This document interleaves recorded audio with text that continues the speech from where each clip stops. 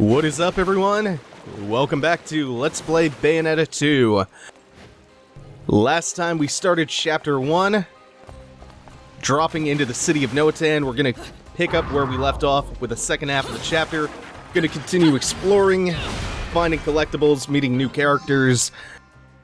This is new, though, Midas's Testament. Let's check that out. Those who ring this bell are said to be deemed worthy by King Midas and receive his blessings and wealth until the sound ends.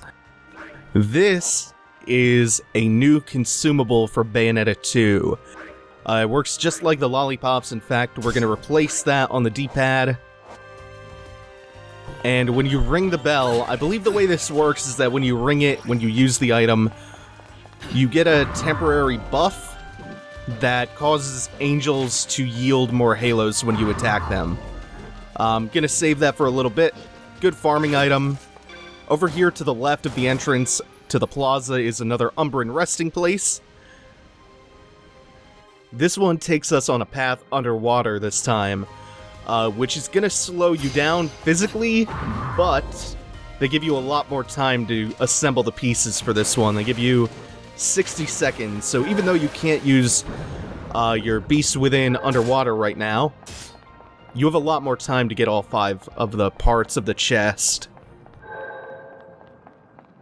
So it's not actually going to be that difficult to get them all in time. Oh, missed my... yeah, I missed my chance to get up.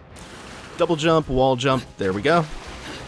And didn't have to wall jump to get that one.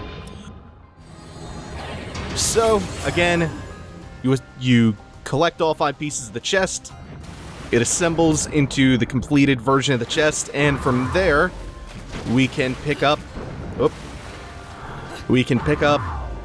the... I think this is going to be the 4th Broken Witch Heart, out of a total of 10 in this level. 2 of those Broken Witch Hearts, though, and that's our first health upgrade, too. 2 of the Broken Witch Hearts out of the 10 in this level we can't get yet, so I have to backtrack for them later after I acquire a certain ability. We're not done with collectibles here just yet, so I'll pass that muspelheim portal for the time being. That's just a purple lollipop. Purple lollipops replenish your magic gauge a little bit. There are also 3 broken moon pearls in this level, and 4 muspelheim portals. I keep wanting to call them Alfheims. It's gonna take a while to get used to not calling them Alfheims anymore. The wrinkle to this one that I accidentally skipped over too quick is that you have a 30-second timer here, and defeating enemies will give you a little bit more time. The big enemies give you 3 extra seconds, the small ones give you 2. And which time comes in handy here. Wait a minute, does it? Oh no, the timer ticks down at the same rate regardless of which time. I just realized that. Yeah, it looks like it doesn't slow down in which time. That's interesting. So I'm not sure if it was a good idea to... oh, I took a hit. Not sure if it was a good idea to use that torture attack instead of Umbran Climax. It didn't prevent me from beating the challenge, it's just, it's gonna affect my ranking, because I took longer to complete it. Yeah, silver ranking for time. Not too bad, though. Also took 200 damage. Which I think is just that one hit. Yeah. Okay. So that's 3 out of 4 muspelheim portals down for this chapter. Subsequent chapters won't be as heavy on, muspelheims and collectibles. This one, though, we still have a couple of witch hearts left, and we still have a couple of moon pearls left, I think. And, of course, 1 more muspelheim, but let's see what lies ahead.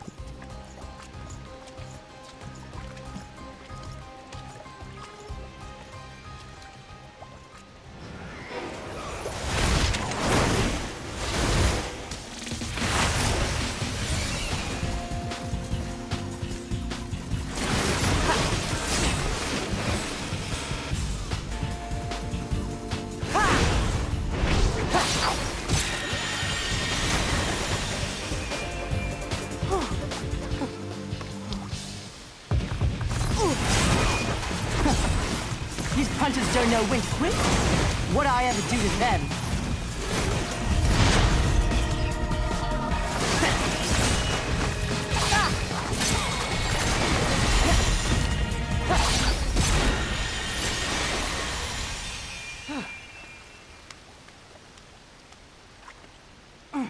Shite. I'm never gonna reach Fimbulventa at this rate. Well, at least it won't be a boring trip.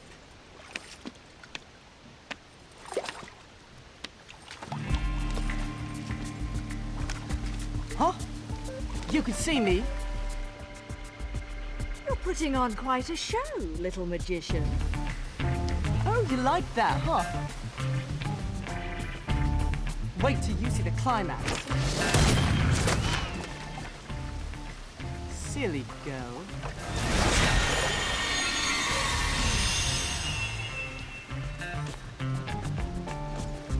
You'll have to do better than that to earn a tip, my dear. Who the hell are you? I'm just an innocent little girl lost in Wonderland, suffering at the hands of the Queen's trumped-up troops. Hit one, huh? Enough riddles. How can you see me? Because we're both in Purgatorio, you see. Purgatorio? So, are we heading to Fimbulventa on a shopping trip for Mummy, little one? Maybe. But she told me never to talk to strangers. Stay out of my way, or I'll make sure you never get in it again. Ooh, scary. Off with their heads, eh?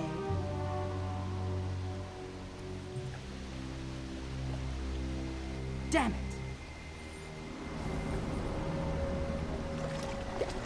They must have heard me.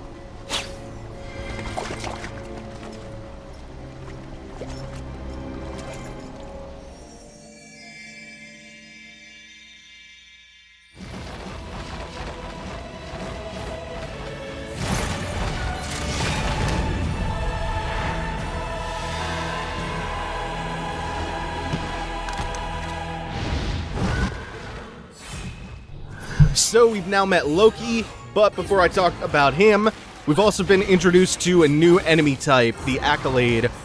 They're pretty much variants of acceptances. God damn it, they still have the horse kick that I get hit by every time, though. Oh, that's a fun combo. Up and down with the afterburner kick. It's such a fun move. Accolades are just bigger, stronger, tougher versions of acceptances. Really not that different. Go ahead and try to finish him off with a Devil Trigger, or the Umbran Climax. It's pretty much what it is. And now we get a little bit of a cooldown in the fight. A bunch of beliefs spawning in. They're pretty much punching bags. Ooh, that's not an ideal combo, punching the air. It's such a fun combo system, though. Oh, do we have more accolades? No, we don't. So we'll just go ahead and pop that. Oh, there's a new accolade. Get juggled. Get juggled with this wicked weave. And up. Oh no, at the apex of the jump. Every single time I get hit by that horse kick. Gotta spend less time behind them, or I have to get better at reading that. Comes out so quick though, so suddenly. Oh, and we get our first Angelic Hymns Gold LP. You turn these in at Rodin's shop, and he gives you new weapons every time you hand him a completed LP. Yep, crystallized Voices of Angels. And we also have a new journal entry. So let's see, this one is making reference to the god of chaos, the god of this particular reality.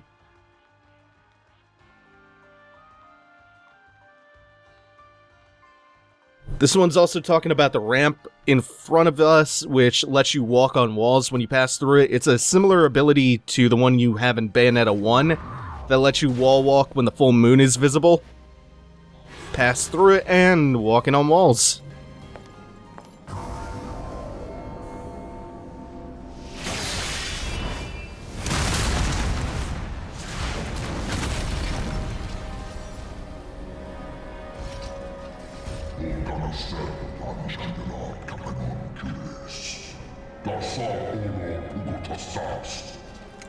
If you're looking for the kid, he went that away.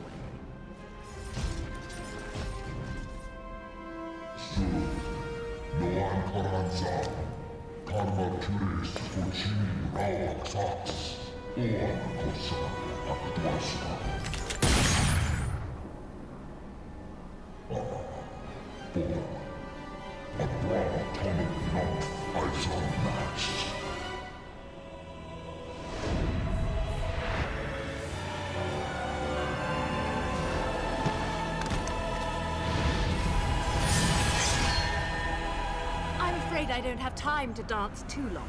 A friend is waiting for me. Goddamn, Valiance is cool looking.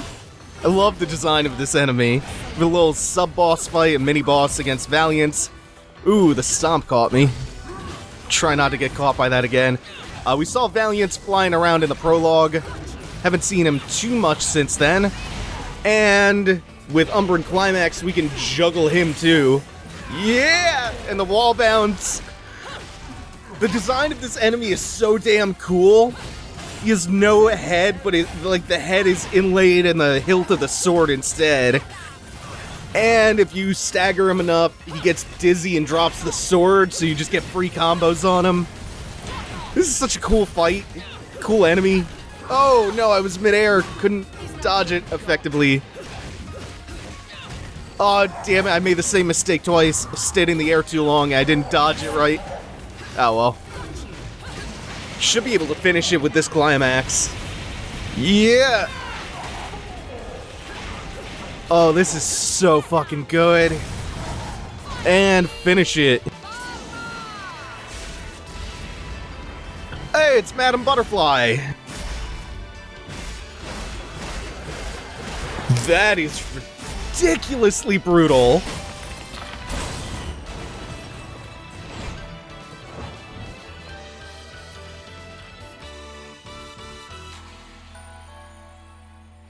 The pinnacle of style. Oh man.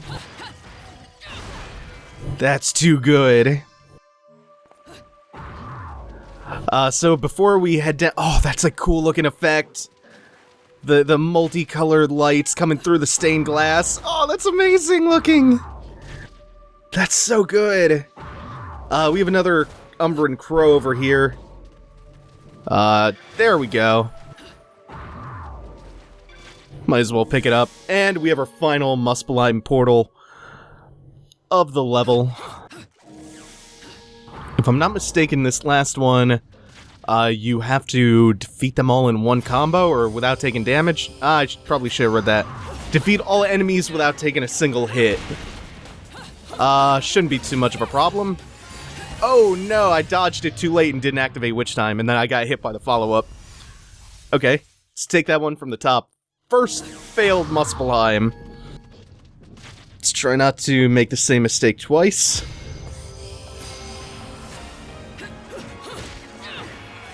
Ooh. Barely hitting anything. There we go. That attack where they kind of spear along the ground like that, it's probably the best attack to activate Witch Time with. Here comes one.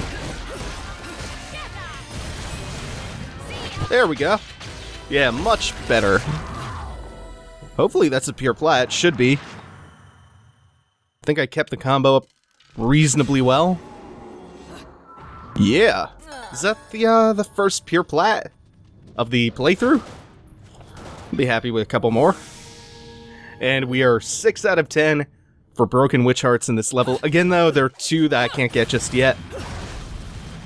So, by the end of this, I will have my second health upgrade, though. And now there's one more collectible. You can see a chest on a ledge over here. If you hold down the jump button, you kind of do this little floaty glide. And this is another Moon Pearl.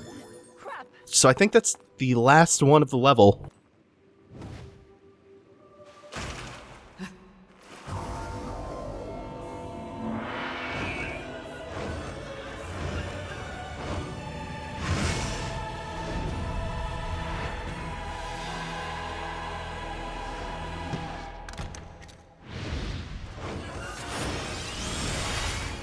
And these are just stronger, bigger versions of beliefs, much like the accolades are stronger, bigger versions of acceptance.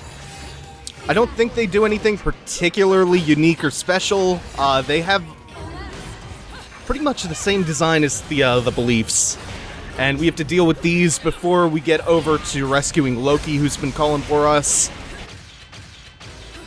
Oh, that was simple enough. I thought there would be more spawning in.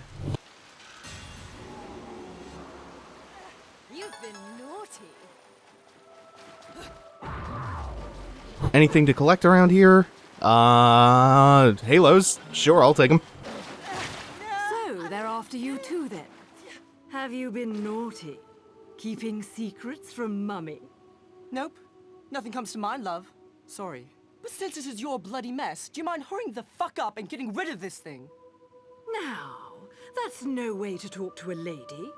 No wonder your guardian angels are trying to give you a good spanking. Whatever, love.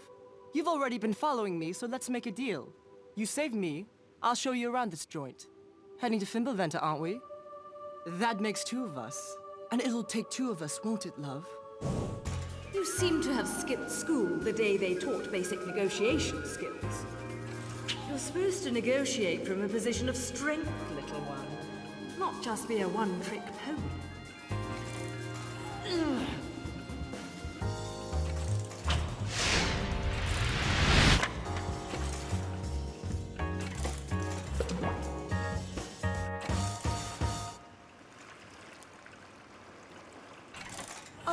About that trick. See? You need my power to...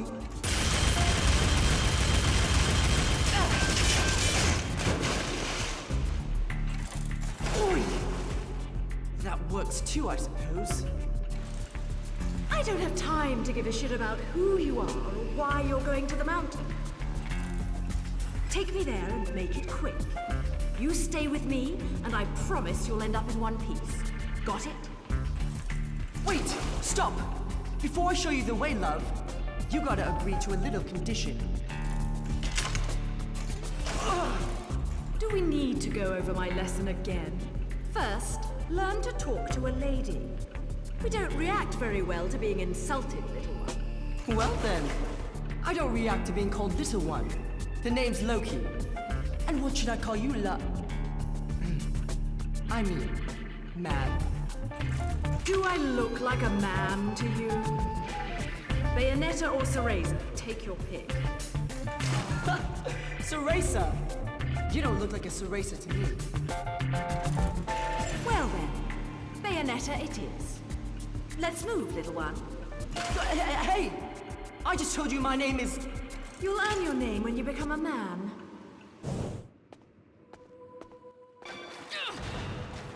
Oh, the kid's insufferable. I think he's supposed to be, though. I don't know what is with Platinum and their weird child characters. Like, they had George in Rising, they had Luca in Wonderful 101. Cereza was fine, at least. This one is talking about the church and the consecrated holy water flowing throughout the church. It was an important stop for people who were making a pilgrimage to Fimbulventr to cleanse themselves. Just give it a little bit of backstory here. Loki's, there's some scenes where he's really cool, and then whenever he's talking, he's the worst. This is introducing you to the concoction or the alchemy system. Returns from Bayonetta 1, except here I think we need recipes. And this is just giving you a rundown of Luca finding his father's notes about alchemy. When we find more recipes, we can mix the ingredients, the mandragora root, the other stuff up to make lollipops and red hot shots and other items. Just get a quick look at that menu over here. And when you use the witch's recipe, you can actually concoct new stuff. And we have another Umbran resting place, Remembrance of Time. This one is really, really straightforward. It's just a couple of double jumps. There we go. It's like 8 seconds, 9. Anyway, about Loki, though. So, you know the hand that flips the cards on the chapter select? That's almost definitely Loki's hand. Just like how in Bayonetta 1, it was Cereza moving the wooden pieces across the board between chapters, and this just contains a bunch of alchemy ingredients. I don't know, I don't like Loki that much. Like I said, whenever he's talking, he becomes just the worst. He's okay in action scenes, though. He also occasionally helps you out. You can see he has a blue bar. He is more self-sufficient than Cereza was, but then again, keeping Cereza safe was never a big deal. So, it's gonna be the same for Loki, though. He's not gonna get in the way too much. He helps out to a very minor degree, and Torture Attack helps me evade the arrows. So the acceptances come in a variety of types. There are the types with the twin blades, there are a couple with hammers, there are a couple with bows and arrows. We have compassions and beliefs now, mixing all the enemy types together now. Something about Loki's accent weirds me out. Like, it sounds like someone's doing a really bad Daniel Radcliffe impersonation.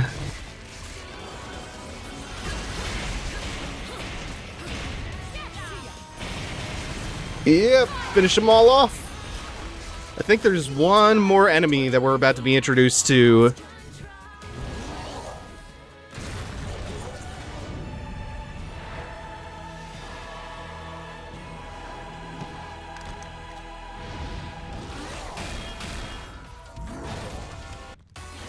Urbanes are the first fairly tough enemies we've been introduced to. Or at least yeah. I don't know about tough, but I have a hard time dodging some of their attacks for some reason. They're dodging them properly. There's some they move in this kind of weird, erratic way sometimes. And I missed a bunch of hits there. They do stagger fairly easily. Oh, and I got Umbran Climax, so this is about to be over. Maybe not. Urbane has a lot more health than I thought. Nah, this is gonna take a little bit more than that.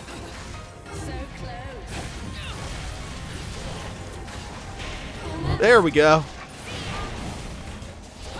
Getting the timing down a little bit. Nope, just as I say that. Shit. Oh, that's a cool attack. And when you beat them, they drop their weapons. A lot like a number of enemies do. These weapons happen to be really, really cool, though.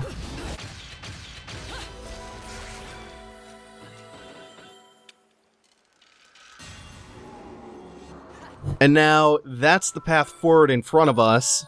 Go and pick this weapon up. That's not Urbane's weapon.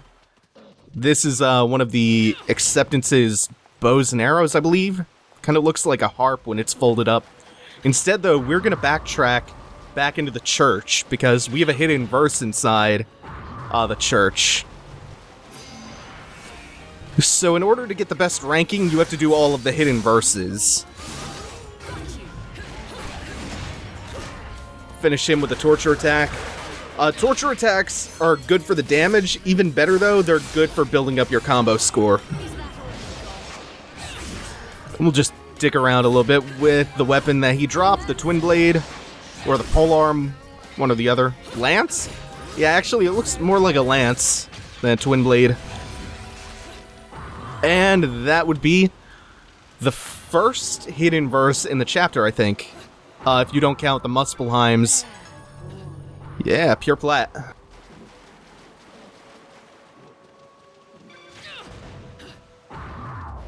And now I'll come over here and grab Urbane's giant fiery maces. We have another hidden verse in the chapter, and that's going to lead out to another broken witch heart. First, before I do any of that, though, since we have that gold LP, I'm going to go ahead and come down to the gates of hell to pick up the first of many new weapons. I believe in previous games, the Angel Arms replaced your... Or the previous game, the Angel Arms replaced your standard attack buttons. Now it just replaces your guns, so when you tap Y, you use that, and you can use your weapons as normal. Looks like you found a good reason to visit. You know, I'm all about them Angelic Hymns Gold LPs. Angels in Agony are pretty much my slow jams. I play that back home, and the demons will be lined up to get down. Lucky for me, I got a few jams of my own cooking that'll need a little demon kick to finish them off. That LP is just what the doctor ordered. Now hand it over, and I'll go get my swerve on.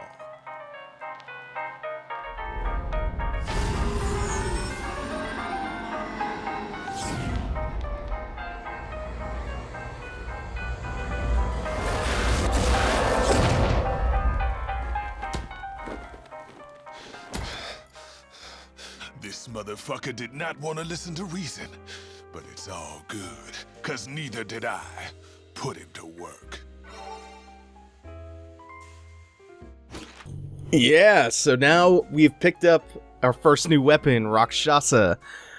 Rakshasa is a replacement for Sharaba from the first game. Sharaba was the katana, so now Rakshasa are a pair of swords, which I will show off momentarily as soon as I can equip them. I don't quite like Rakshasa as much as Sharaba from the first game. They're still pretty fun to use. They function very similarly, except you get, like, all new combos with them. So we'll go into the item menu. Whoops. Not what I meant to do. Rakshasa. Yeah, it looks good for now. Wait. There we go. That's the move list for it. So let's check that out. You get the same charge up, the same charge modifier as you did for Sharaba, basically. Brand new combos, though. Really fun to use. So if you jump into the water down here and you come down towards the gate, or the fence, you activate another hidden verse. This one is just against a single accolade. Here's the twin-bladed one, I think. Yeah, the other one was a lance user or something. That's all you need for that hidden verse. And you get a broken witch heart for doing it. Hidden stuff is scattered everywhere. Like, the amount of content in this is incredible. And we get another health upgrade. 2 for the first chapter. We're not going to maintain quite so much. Oh, fuck you, Loki. Try to keep up. Hey, slow down.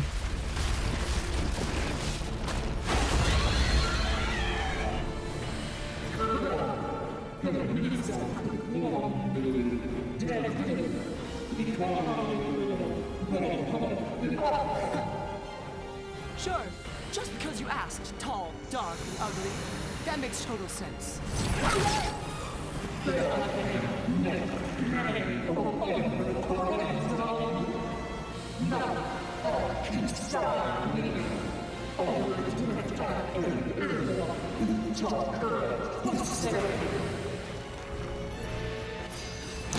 Okay, so now we have, to end the chapter, we have a little mini-boss fight against Glamor, who referred to Loki as the Sovereign One.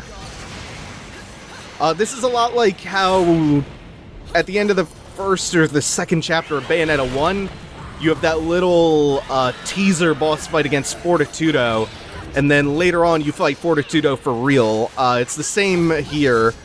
We're gonna get a little mini teaser fight against Glamor, and then later on Glamor's gonna become the first main boss of the game. Oh, this is cool though. This is radical. God, Platinum always does spectacles so well. Oh, not gonna get hit by that twice in a row. Look, it seems like this chunk of building's just suspended in midair. You can see the whole vista of the city in the background. It's crazy. In the best way possible, though. Oh. I keep almost getting hit by that lunge. Yeah, there we go.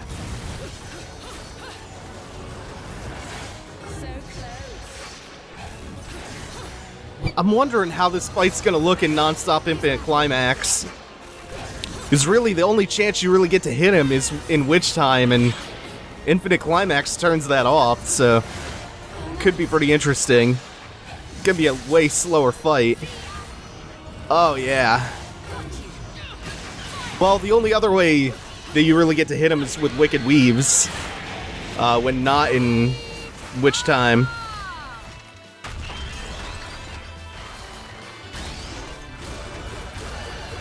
Oh, this is... Yeah, just stomping him out. Not dead yet, though. Not dead yet.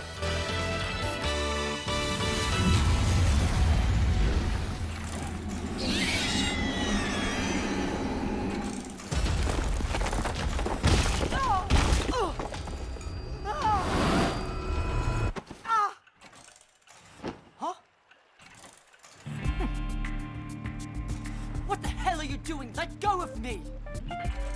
So, little one, what's all this sovereign business about? Not a clue, love.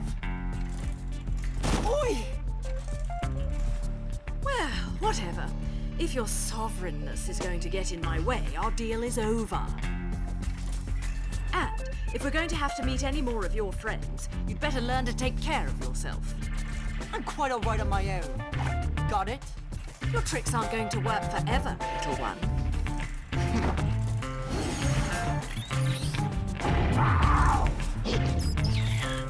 More tricks, little magician. Maybe you've got more to offer than I expected.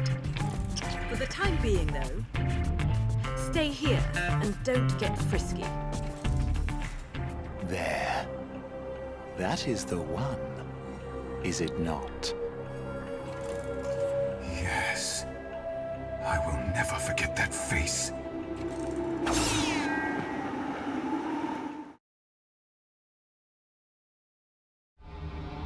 Okay, so that was chapter 1.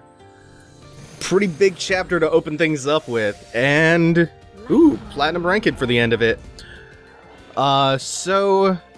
The thing is, to get a pure platinum ranking at the end of a mission, you have to get all pure plats throughout for every single verse. If you get a single platinum, but every other verse is a pure plat, you get bumped down to just platinum.